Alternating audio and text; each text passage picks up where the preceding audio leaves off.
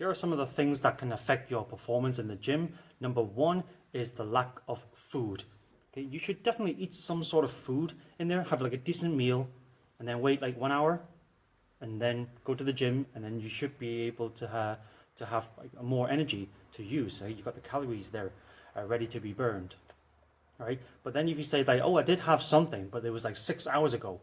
Well, by 6 hours ago, it's a long time, and then by the time you got to the gym, all that food would have digested, and you might not even have anything there to use. So I think for like best performance, I would probably eat something like finish your decent meal, wait 1 hour, and then go to the gym, and then you should be able to feel the difference. You should feel like quite strong, and you be able to lift the weights that you've always been lifting. Because like sometimes you go to the gym and you're thinking like, wow, why, I was able to lift this last week, but I can't lift it now, or I'm struggling right now. I think it's to do with the lack of food. You didn't have put food in there in your system for your body to use. So make sure eat some food for your exercises. Okay, I know some people like to do like fasted like cardio and things like that. Okay, that's a totally different goal. But if you want to do some very intense exercises, whether it's like HIIT, high intensity HIIT, whether it's deadlifts, you need to have some energy there, to use. All right, number two is the lack of sleep. Okay, if you don't sleep enough, it's going to affect your performance pretty badly.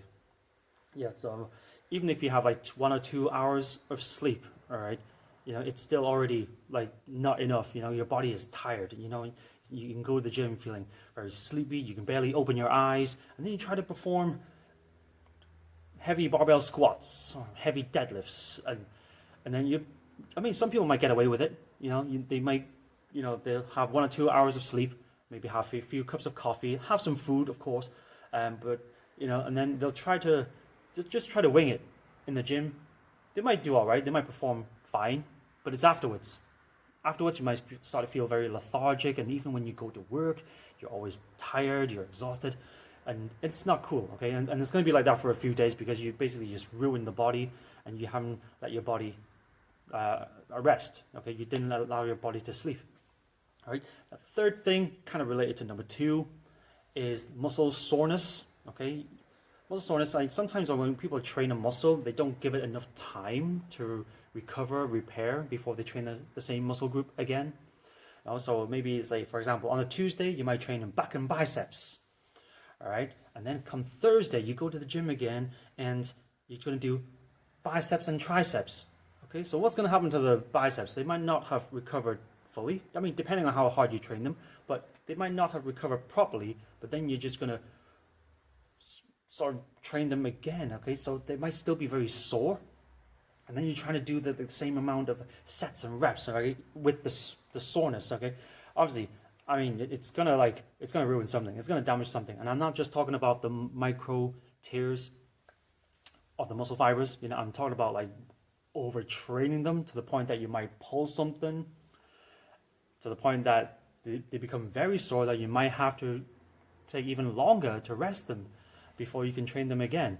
So I would probably, let your muscles rest, give them enough time, maybe 48 hours. I'd probably give them about 3 days, but it also depends on how you feel. If they're still sore after a week, then just rest a little bit longer. Come on, be sensible. That's the same with like any other like muscles. It doesn't matter if it's like quads or your shoulders, your chest, okay? If they're still a bit sore, I probably won't train them yet, okay? Wait till they are sort of fine, and when there's like no stiffness, soreness, or you haven't got like a stiff back or anything, like, okay, then you can train your muscles again, right? So remember the 3 things. There are probably many other things that can affect your performance in the gym. Sometimes it could be like stress. Sometimes it could be like, something you're worried about.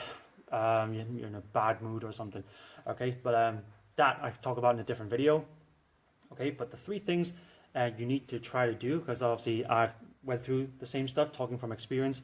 I've tried things and I've not tried things, and I have failed, and then I've tried to get back on track with my food, with my sleep, and also resting the muscles, and that worked for me. If it worked for me, it might work for you, right? So let me know what you think, guys, in the comments below. I'll see you soon. Peace.